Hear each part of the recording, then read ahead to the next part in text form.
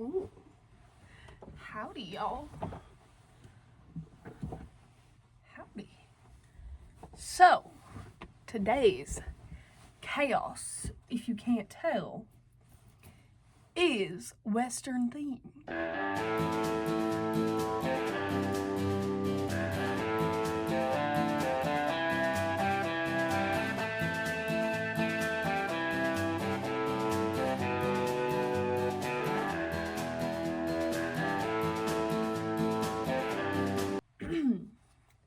My name is Sadie, and if you are new here, thanks for clicking on Doc Holliday's video. And if you've been here for the whole time, thanks for always coming back. And chaos is what we do here. So today's chaos is talking about Doc Holliday, like I said. So I do have notes and everything over here, so if I look over there, that's why. I will try not to look over there, but sometimes this ADHD brain cannot remember what I wrote down. So Doc Holliday, also known as John Henry Holliday, if you look him up, what you get is dentist, gambler, gunfighter. So those are mostly things that he did within his life. But let's get into his life and what he did and why he's such a big legend and why he's a famous Wild West gunslinger. So, first of all, Doc Holliday was born on August 14th in 1851 in Georgia, and he died on November 8th in 1887, in Galewood Springs in Colorado. So his full name actually is John Henry Holliday. And the reason he goes by Doc and how he got that nickname is because he was a dentist. He was a dental hygiene man is what he was. His spouse was Big Nose Kate. And his family was Henry Burrow Holliday, Alice Jane McKean, and Martha Eleonora Holliday. So, and his best friend, or one of his other friends, big Western man, legend, is Wyatt Earp.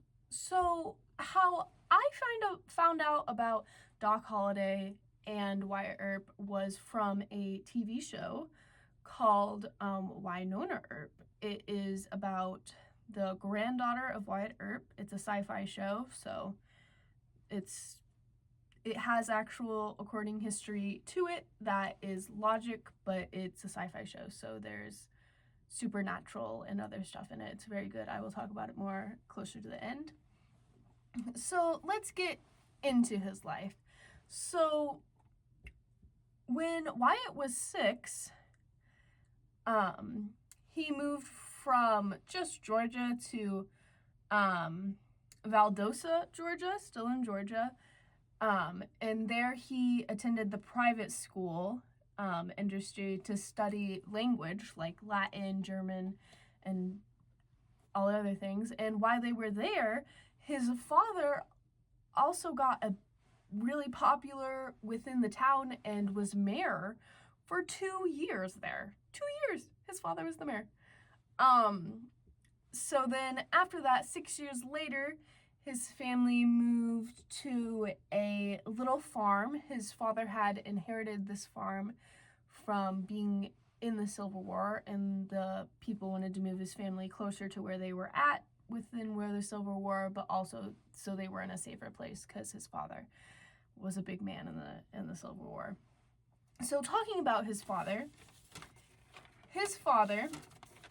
Henry Burroughs Holliday, he served as a major in the Civil War. So he was a major during the Civil War, and he was also a veteran of the Indian and Mexican War. And while he was in Mexico, he actually found an orphan boy. His name was Francisco E. if I pronounce this wrong, I'm so sorry. My dyslexic butt, no. Hiado. So since he was an orphan, had no family, Henry brought him back to the U.S. to raise him as his own. And all of this was before Doc was born. Him and Alice had just got married, newlyweds, and so he brought Francisco home to live in the U.S. And Francisco actually wanted to see more American, sound more American, so he took the name Francisco and actually developed his own Southern accent to sound and blend in more as an American.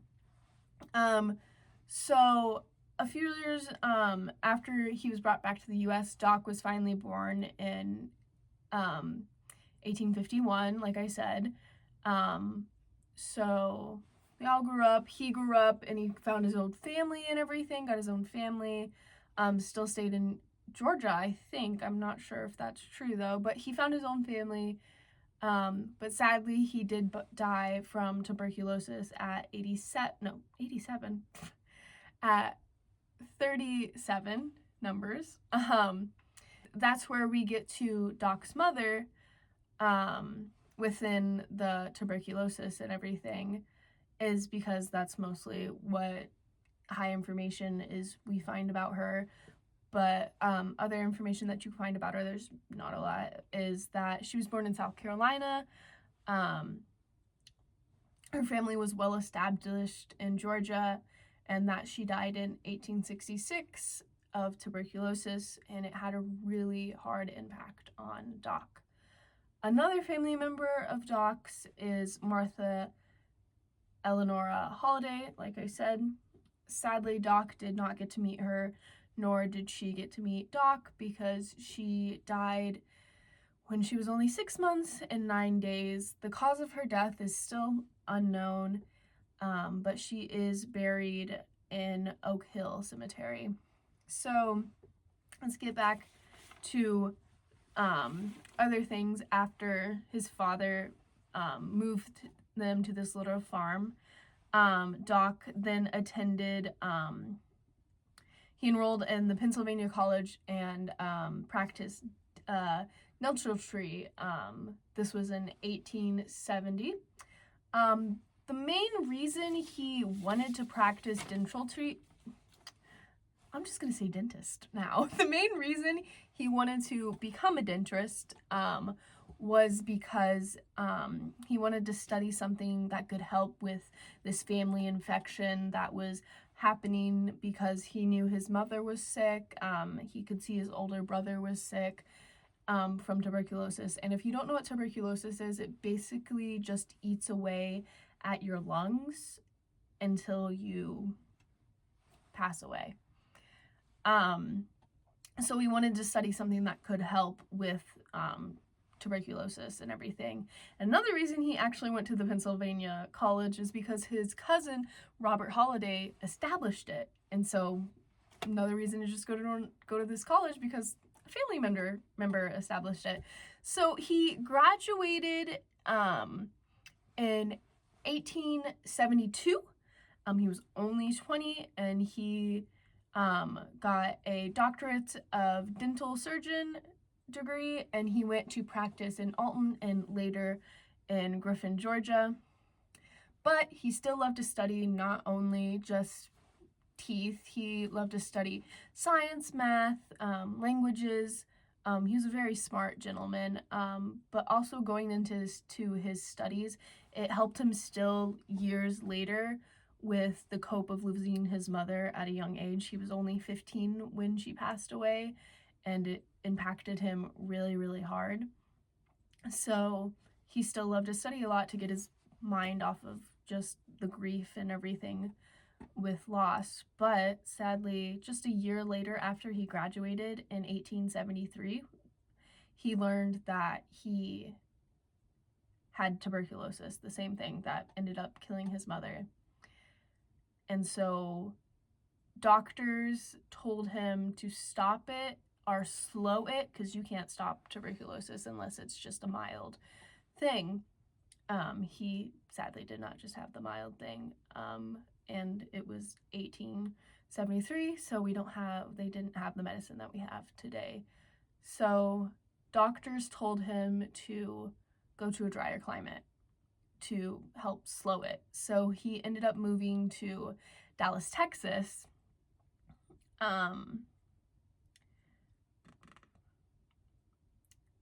So he ended up moving to Dallas, Texas, and as he moved to Dallas, Texas, his dental career went downhill as his health did, and he got into gambling, and that became his only source of income.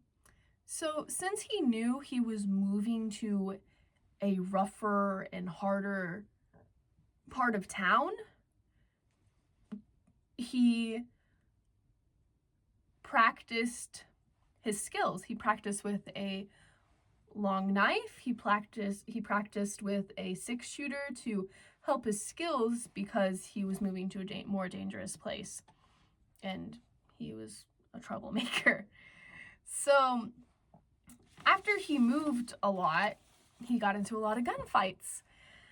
And so within these gunfights, he couldn't stop his upcoming death, and so he got very sad, he got very depressed, so he went into drinking. And he was high-strung, and nobody could tell him what to do. So he got into a lot of gunfights, and he ended up killing 3 men. So he went on the run, and all of this still happened in Texas. He literally had just moved there. So he went on the run, and he stopped in Denver, and he took on an alias as Tom McKee. He managed a very low maintain life until this gambler, Bud Riley, started things with him, and Doc can't keep his mouth shut, so he was like, we're gonna fight. So he indeed did fight Bud Riley and nearly killed him, nearly decapitated him. So then he went back onto the run, and he went back to Texas. So while back in Texas, he met Big Nose Kate, his future wife. He was dealing cards, and she was a dance hall girl, and they met and they fell in love. It is said that their relationship was very, let's see what I wrote down, voluptuous and passionate, marked by love and conflict. So, their relationship was, love and conflict. They were leaving each other a lot. They were coming back to each other a lot. They were a crazy pair for each other, though, with his wild tendencies and her wild tendencies. It was basically a kind of a perfect match, if you would say. But after Doc died, she did remarry. I'm not sure who she remarried, but she moved on and remarried. They didn't have any children together. But something else that has a conflict within about Doc Holliday is, was he a man of God? Like, did he believe in God? Like, was he? There aren't any really papers saying that he was or he wasn't. It's kind of a big argument if he was or not. Let's see. He most likely was baptized Christian, though, and in later things that we do have records for is that later in his life he did join a Methodist church. And some say that the reason he really joined this Methodist church is because he was scared of dying. I mean, most people are scared of dying. If you're not scared of dying, you're badass. And Doc Holliday was a badass man, but he had the same sickness that he watched his mother die. He saw it take over his older brother. He was scared.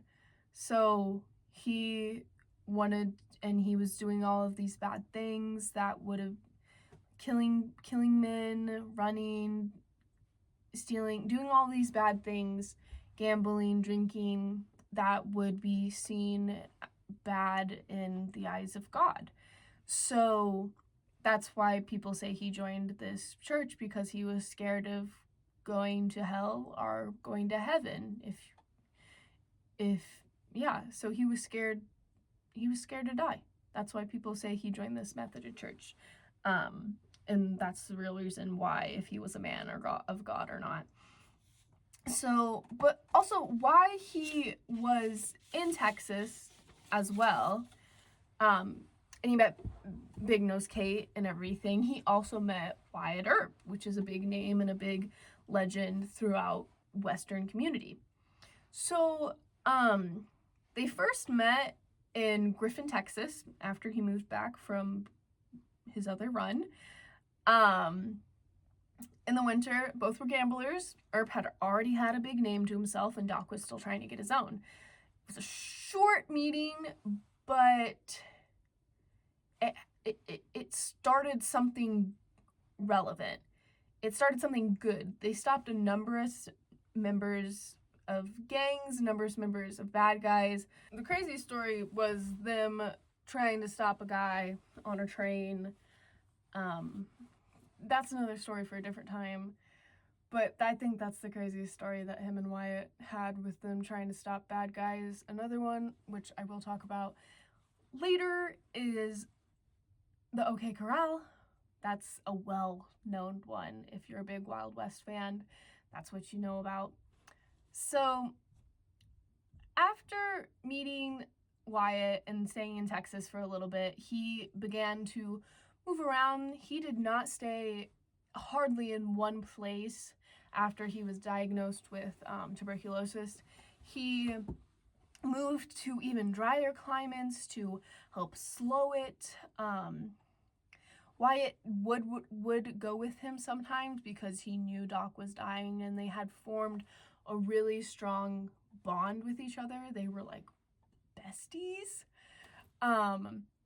So within this, and being so well known with Wyatt, he began to form his own legacy. One of the things said about his legacy is that he was one of the fastest gunslingers, is what I've been told and what some people have mostly been told, but actually it's not true.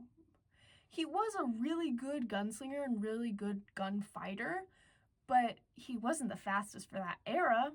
I don't know who the fastest was for that era, but it wasn't Doc, sadly. The reason that is said a lot, and the reason he has such high fame and why he's so popular, is because he's associated with Wyatt, is because of Wyatt, and everything. He did his own things to get his own name and everything, but it was mostly because of Wyatt.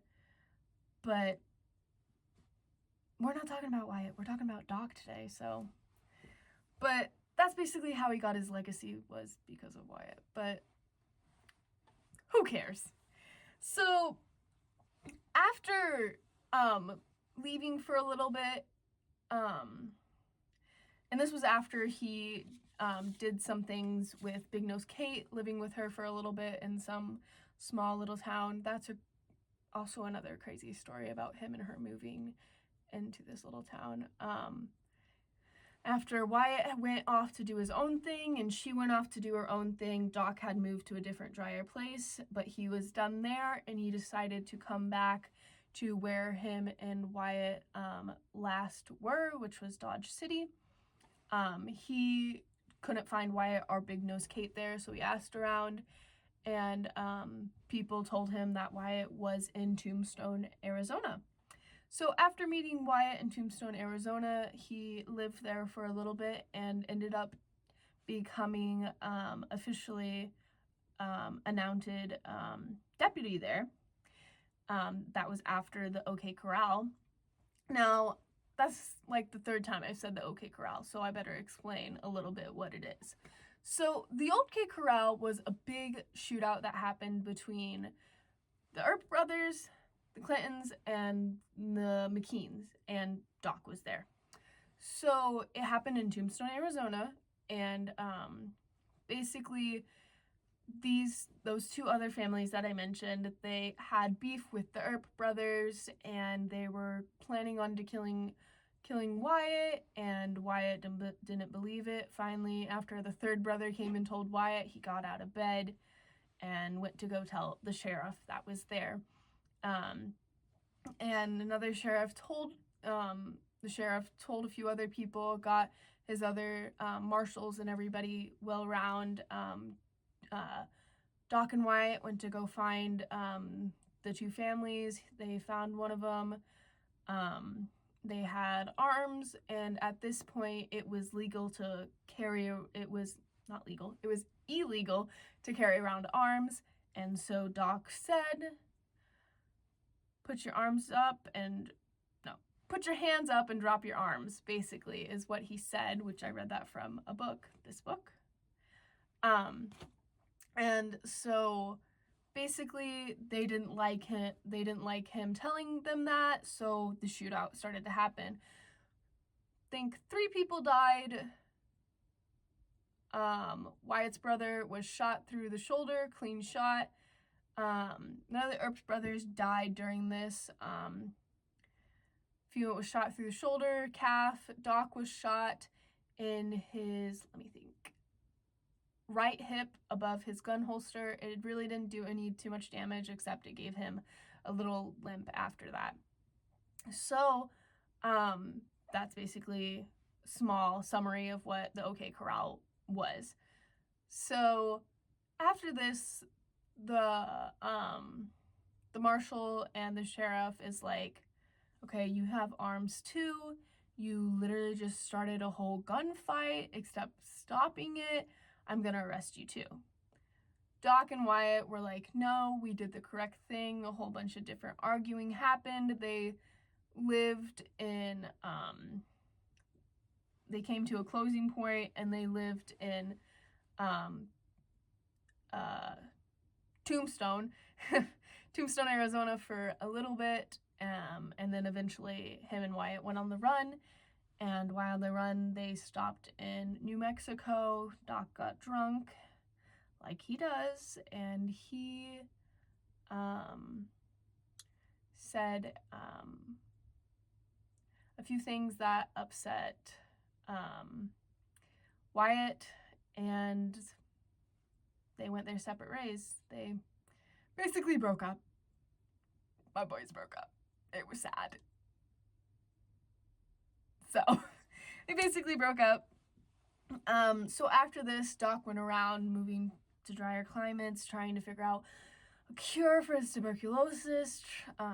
He just ended up getting worse and worse.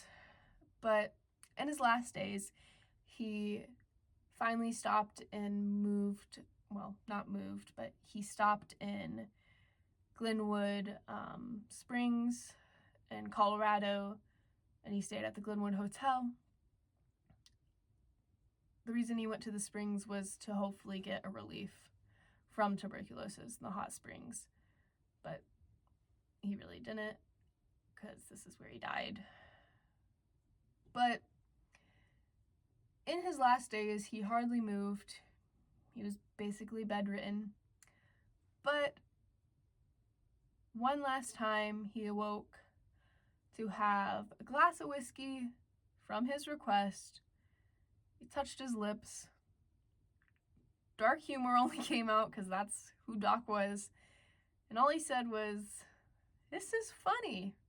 This is funny." Yeah, those were his last words. Very sad. But he wasn't alone. Some movies only show Wyatt with him, despite Wyatt not actually being there when he died. But the people that were with him was his wife, Big Nose Kate. Let's see, Big Nose Kate.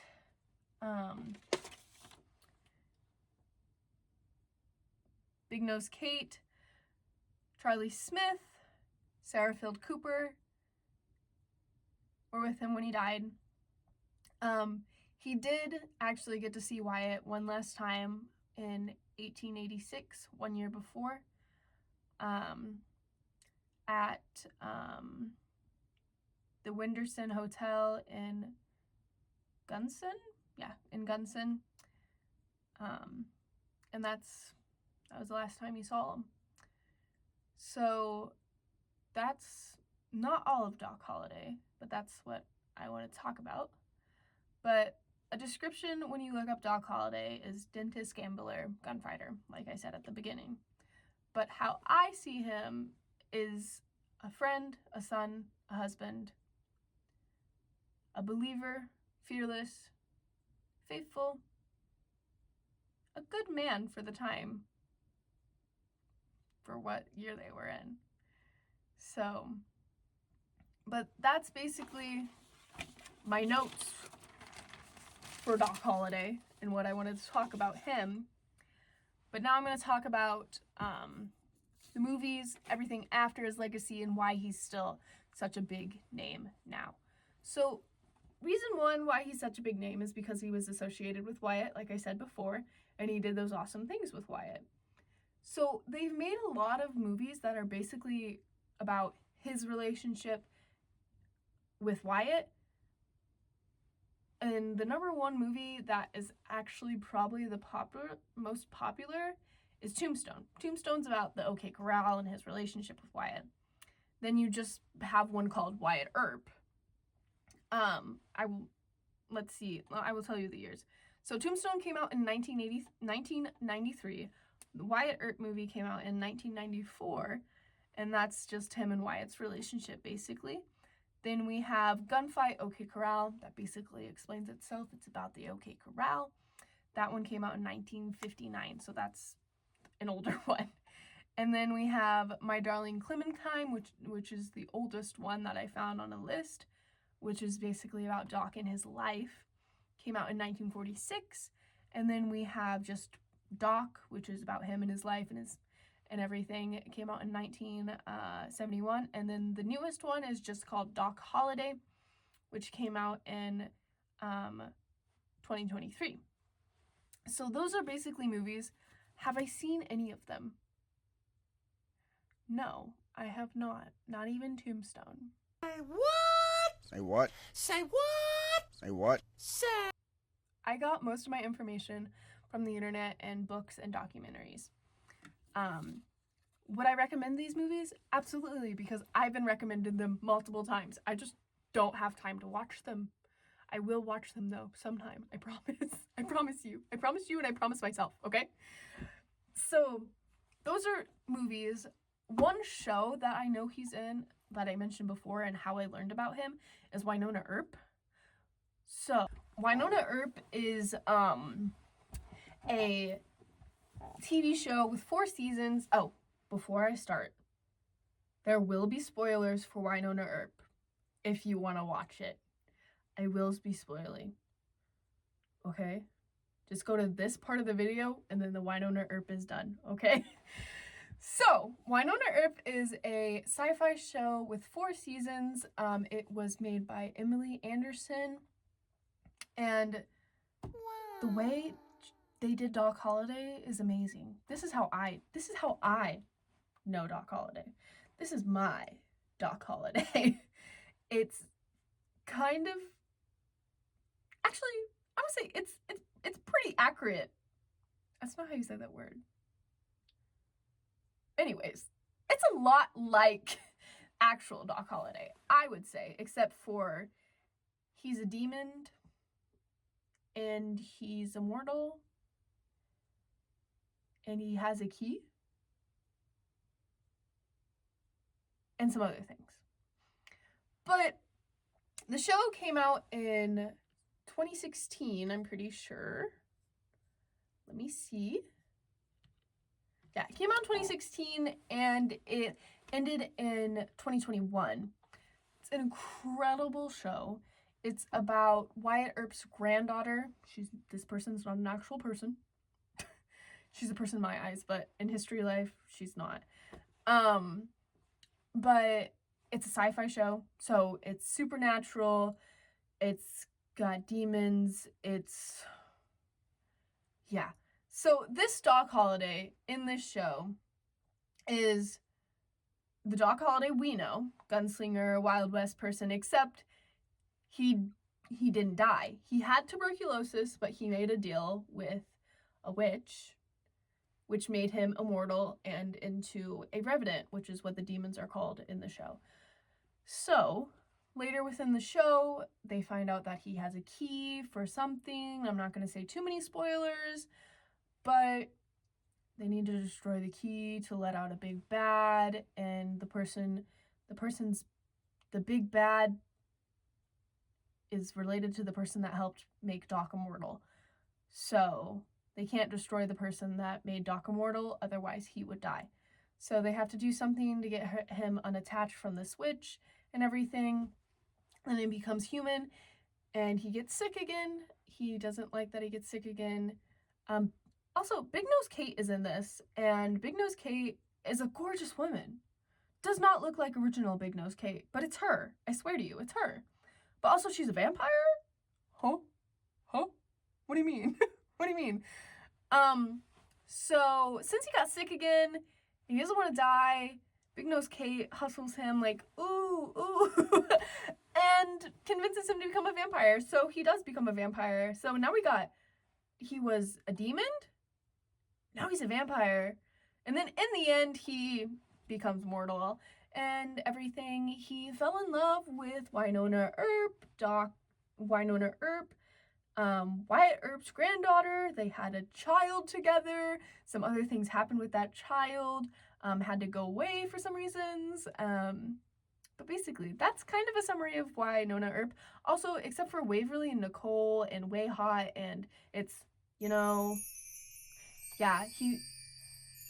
but like, who's to say like the original Doc wasn't for like Earp, you know what I'm saying? For Wynonna and for Wyatt, like back in the day, like he was for sure. I mean, who said that? It was the wind. But anyways, that's the Wynonna Earp show. That's the TV show Doc. So since Doc has this big legend and all of this big things, he's still a big name today. Oh. He's still a big name today. They made these movies. There hasn't been one for a really long time.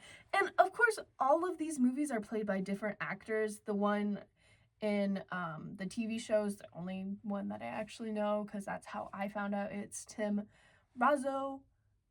Rizzo. I don't know if I'm saying his last name right. Probably not. His first name's Tim. That's Tim, right here. Tim. We love Tim. But basically, that's Doc to me. And other stuff that I talked about is also Doc to me, and that's his original actual history. And that's just stuff I found interesting and everything. That's not his whole life at all. At all. He did so much with his life despite him dying at 36. He did so much with it. He did so much with it.